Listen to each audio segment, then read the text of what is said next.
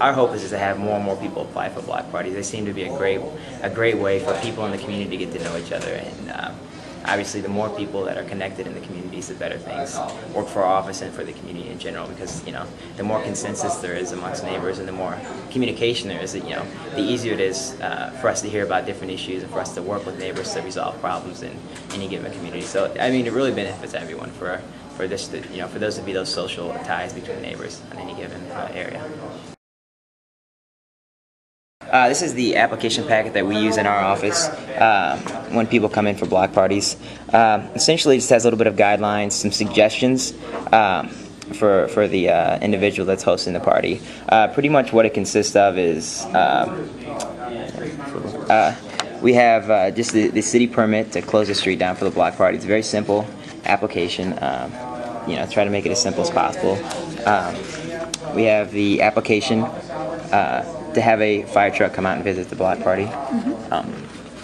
One of the things that we ask of people who are throwing a block party for the first time is for them to take a petition around the neighborhood to work with their neighbors and have a majority of their block sign on to the block party. Now, if someone's already had a block party in the past, we don't require this, but for first-time block party people, we do. And then the last thing is it's a jumping jack request form. This is a request form to have the jumping jack out at the block party, which is a fan favorite, and that's really about it. Usually when people come in to do a block party or ask questions about it, we encourage them to come 3 or 4 months in advance, just so they can have plenty of time to plan. The first thing is to obviously work with the neighbors to pick out a date. We encourage people to stray away from dates where there's major festivals going on, or if you're up in the northern boundaries of the ward when there's Cubs games going on. But usually you come in, you fill out the application to close the street down. You can fill out requests to have a fire truck come and visit. You can fill out a request to have a jumping jack come out for the kids to play on. So once we have those applications here in our office, we have people fill those out, ideally 3 to 4 months out. At the latest, 1 month out. That's usually kind of where we draw the line. From there, we take the applications, deliver them downtown, and the permits are usually mailed to people's homes. One of the things we do on our end is we provide no parking signs for people in the neighborhood, so they can prepare a couple days in advance to make sure there's no cars blocking the street. We also provide horses to block the street off. Oftentimes the alderman comes and visits a lot of the block parties just to touch base with the neighbors and make contact and learn about what different people are doing in the community. We often bring out our different fun items that we keep in our office and things along those lines. That's generally what we would do with the block party.